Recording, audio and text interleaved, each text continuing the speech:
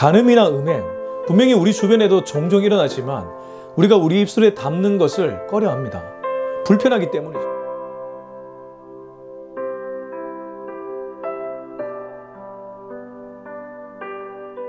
기도하겠습니다.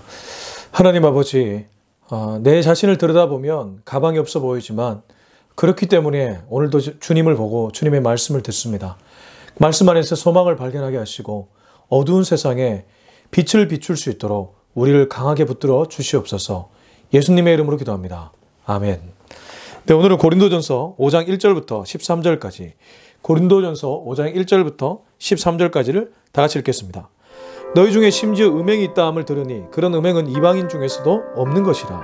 누가 그 아버지의 아내를 취하였다 하는도다. 그리하고도 너희가 오히려 교만하여져서 어찌하여 통한이 여기지 아니하고 그를 행한 자를 너희 중에서 쫓아내지 아니하였느냐.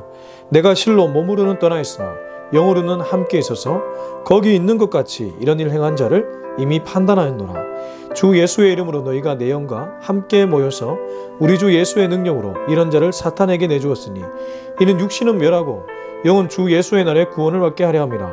너희가 자랑한 것이 옳지 아니하도다. 적은 누룩이 온 덩어리에 퍼지는 것을 알지 못하느냐.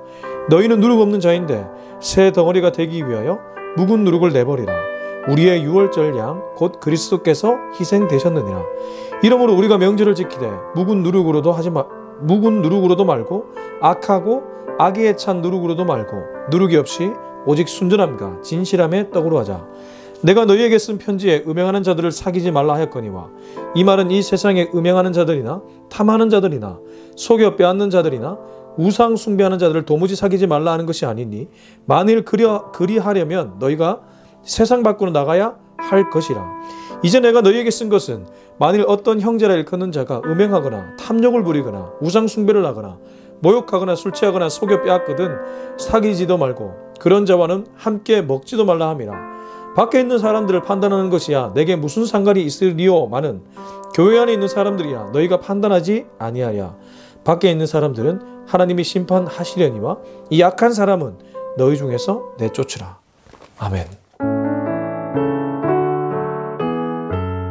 네, 오늘은 고린도전서 5장 1절에서 13절까지의 말씀입니다. 고린도전서 5장 전체에 해당되죠. 오늘 본문을 읽다 보니 참 분위기가 어두운 것을 발견할 수 있었습니다. 부정적입니다. 음행한 자에 대한 얘기를 하고 있기 때문입니다. 간음이나 음행, 분명히 우리 주변에도 종종 일어나지만 우리가 우리 입술에 담는 것을 꺼려합니다. 불편하기 때문이죠. 그러나 때로 이런 말씀은 우리 내면을 적나라하게 보게 만듭니다. 영적으로 건강하다는 것은 피해가지 않는다는 뜻이기도 합니다. 내 내면을 들여다보고 하나님 말씀 앞에서 회개할 부분은 회개하고 또 내가 더 나아가야 될 부분은 더 나아가게 만드는 것. 그런 것이 영적인 신앙생활 아니겠습니까? 바울은 고린도 교회의 문제에 대해서 지적하고 있는 것입니다. 5장 1절입니다.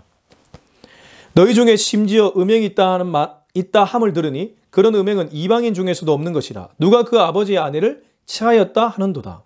너희 중에 심지어 너희가 앞에 나왔던 여러 분파와의 갈등 그리고 하나님의 능력보다 세상의 지혜를 더 사모했던 그러한 세상적 타락 이런 것들뿐만 아니라 심지어 음행이 있다함을 들었다. 음행은 십계명으로 비유하면 7개에 해당됩니다. 간음이죠. 혼인관계 외에 다른 곳에서 성적 관계를 맺는 것 음행 아니겠습니까? 이런 음행은 이방인 중에서도 없었다고 하는데 그 내용은 누가 그 아버지의 아내를 취하였다. 근친상간입니다. 친족 안에서 일어난 음행이란 거죠. 얼마나 더러운 죄인지 모릅니다. 이런 것이 고린도 교회에 횡행했다는 것은 달리 말해 그들의 영적 상태가 그야말로 바닥이었음을 보여주는 것입니다. 바울은 고린도 교회를 정말 많이 좋아했고 사랑했습니다. 그렇기 때문에 실망감도 컸을 것입니다. 이 얘기를 하면서 그의 마음은 얼마나 답답하고 또 안타까웠겠습니까? 그래서 그는 이 음행죄에 대해서 굉장히 단호하게 대처합니다. 이 시대로 비유하면 이 음행이 꼭 육체적인 음행만이 아니라 하나님보다 다른 것을 더 사랑하고 있다면 그것도 영적 간음으로 볼 수 있습니다. 그렇다면 그런 부분에 대해서 바울이 대처하는 자세, 곧 우리가 우리 내면을 어떻게 대처해야 되는지를 알 수 있다는 것이죠. 2절입니다. 그리하고도 너희가 오히려 교만하여져서 어찌하여 통한에 여기지 아니하고 그 일 행한 자를 너희 중에서 쫓아내지 아니하였느냐. 이렇게 했지만 그들은 울며 애통하며 회개하지 않았습니다. 통한이 여기지 않았습니다. 도리어 쫓아내지 않았습니다. 그냥 어물쩍 넘어가려고 했다는 것이죠. 우리 안에 고질적인 죄가 있다. 아유, 세상에 털어서 먼지 하나 없는 사람 어디 있어? 라는 자세를 조심해야 된다고 바울이 얘기하고 있는 것입니다. 이 음행죄는 분명히 7계를 범한 것입니다. 우리 교회 안에서도 종종 그런 일들이 일어납니다. 목회자도 그렇고 장로님도 그렇고 찬양 인도자들도 그렇고 앞에 선 자들이 도리어 넘어질 때가 있지 않습니까? 이때 우리가 어물쩍 넘어가서 안 된다는 것이죠. 바울의 표현에 따르면 단호하게 대처해야 됩니다. 그게 상대만이 아니라 나도 마찬가지입니다.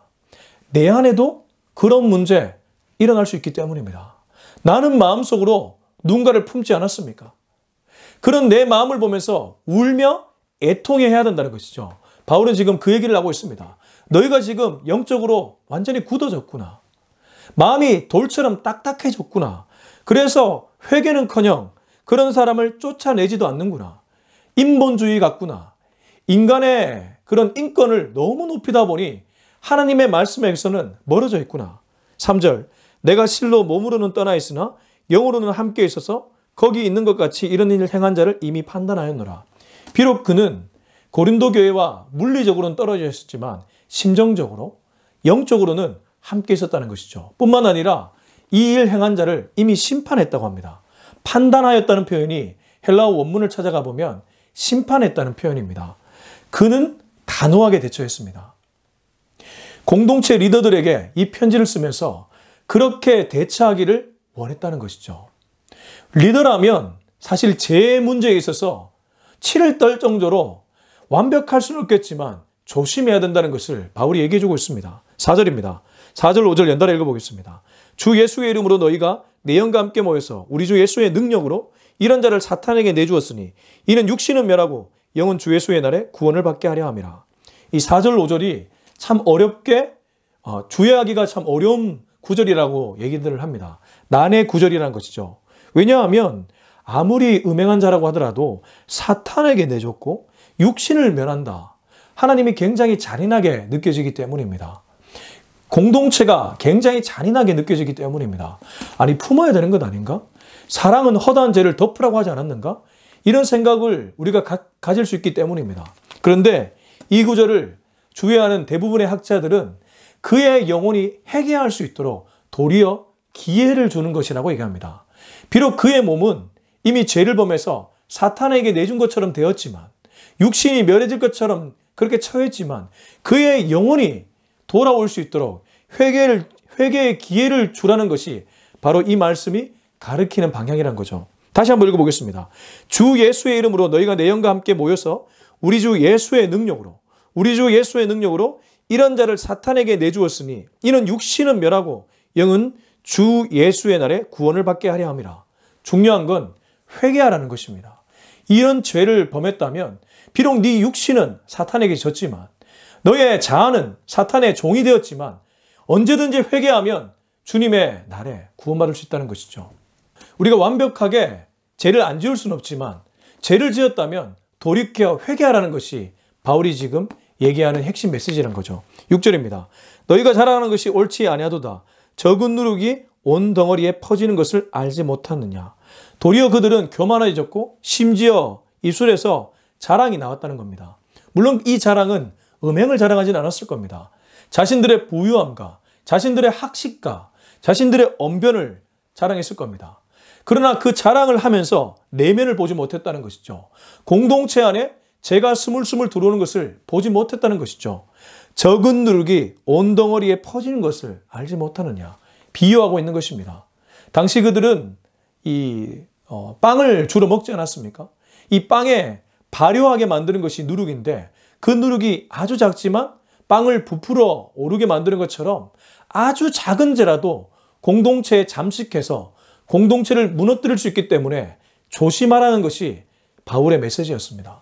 지금 우리가 사는 가정도 그렇고 내가 속한 교회도 그렇고 내가 일하는 조직도 그렇습니다.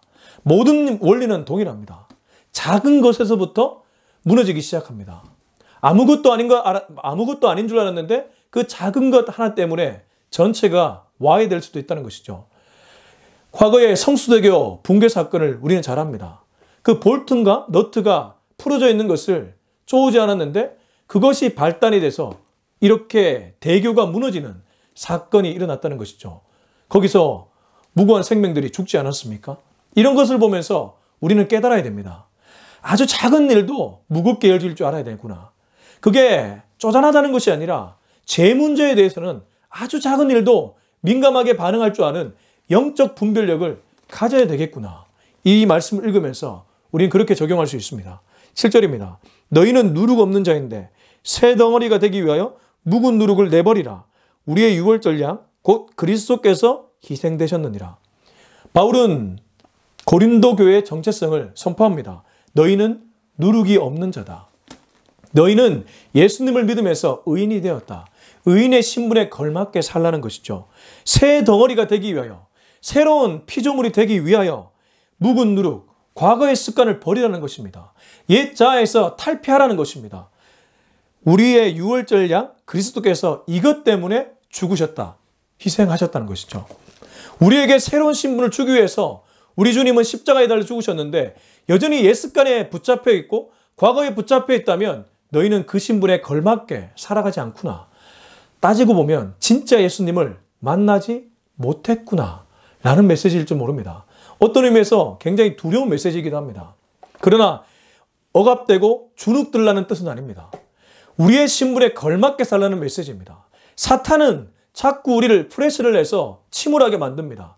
죄에 빠지게 만듭니다. 죄의 쾌락에 빠지게 만듭니다. 그러나 하나님은 우리를 진리 안에서 자유롭게 만들어 주십니다. 주님을 더 많이 묵상하시기 바랍니다. 말씀을 더 많이 묵상하시기 바랍니다. 자꾸 쾌락적인 것에 눈을 뺏기고 마음을 뺏기면 우리는 어둠의 영역으로 끌려가게 됩니다. 그러나 하나님의 말씀을 묵상하고 하나님께 자꾸 오다 보면 내 마음이 깨끗해지고 정결해집니다. 그러면 진리 안에서 자유함을 누릴 수 있게 된다는 것이죠. 8절입니다. 이러므로 우리가 명절을 지키되 묵은 누룩으로도 하지 말고 악하고 악에 찬 누룩으로도 말고 누룩이 없이 오직 순전함과 진실함의 떡으로 하자. 저는 이 8절이 오늘 전체 말씀에서 가장 중요한 구절이라고 생각하는데 그 이유는 묵은 누룩, 과거의 습관, 악에 찬 누룩, 내 안에 있는 독성, 그 죄성 이런 것으로 하지 말고 오직 순전함과 진실함의 떡으로 하자. 우리가 어떻게 살아야 되는지를 얘기해주는 가치이기 때문입니다. 순전함과 진실함입니다. 같은 의미일 수도 있습니다. 순전함이 무엇입니까? 순결함입니다. 진실함이 무엇입니까? 정직입니다. 사실 순결과 정직은 어떤 의미에서 같은 개념이라고도 볼 수 있습니다.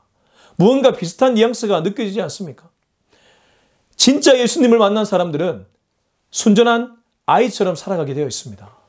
바보스러울 정도로 순전한 아이처럼 살아가게 된다는 것이죠.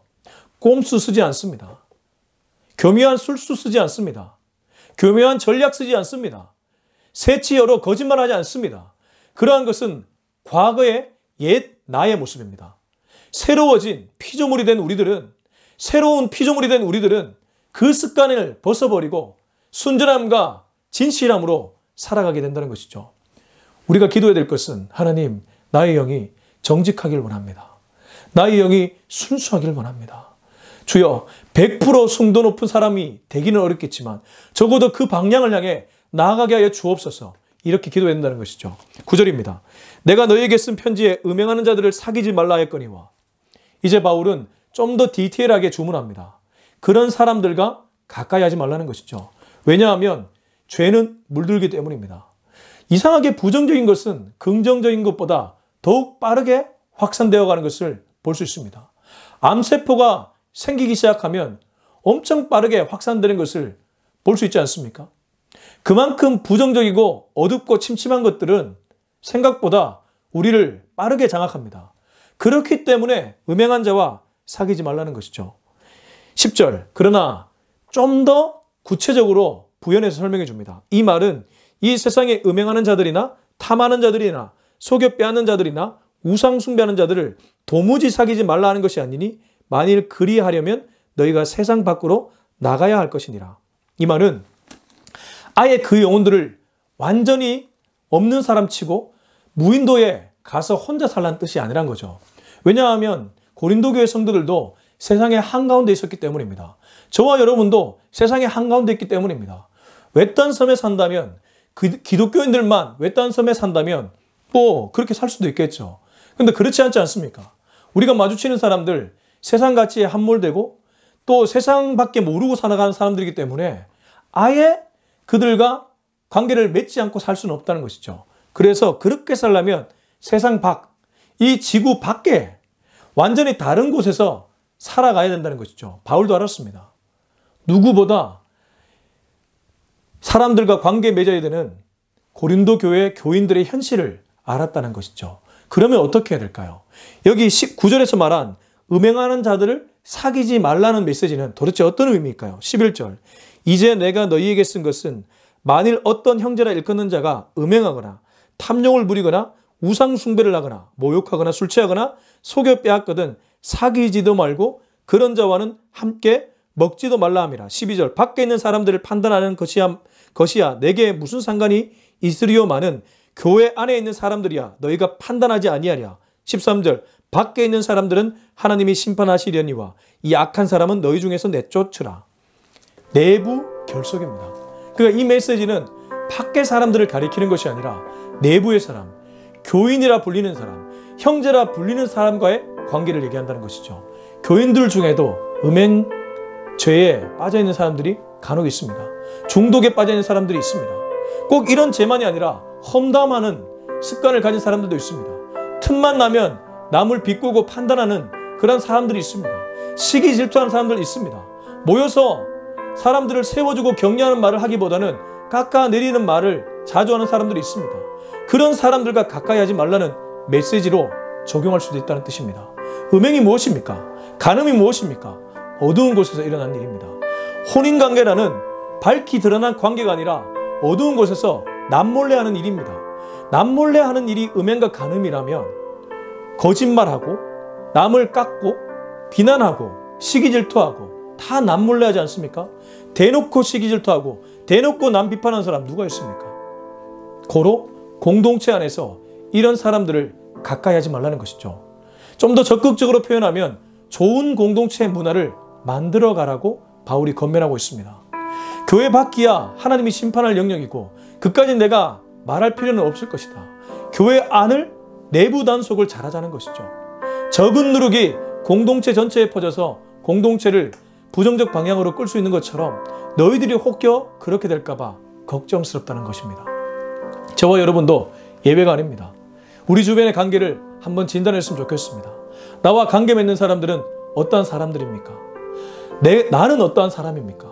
나는 누군가에게 어떤 영향을 주고 있습니까? 내 입술에서 나오는 말들은 세워주는 말입니까? 격려하는 말입니까? 아니면 정반대로 깎아내리고 비판하는 말입니까? 내 입술을 돌아보고 내 행동을 돌아봐서 우리 공동체를 부정적이고 어둠의 영역으로 끌고 가지 않고 희망의 곳으로, 소망의 곳으로, 무엇보다 하나님과 예수님이 계신 곳으로 이끌어갈 수 있는 저와 여러분이 될 수 있길 예수님의 이름으로 축원합니다. 기도하겠습니다. 이 시간 기도할 때 우리 주님 앞에 한번 간절하게 부르주셨으면 좋겠습니다. 주여, 내 안에 영적으로 타락한 부분은 없습니까? 육체적으로 음행하는 부분은 없습니까? 주여, 이 모든 죄악을 떨쳐버리게 하여 주시옵소서. 나와 관계 맺는 사람들 어떠한 사람들입니까? 주여, 부정적인 기운을 멀리하게 하여 주시옵소서.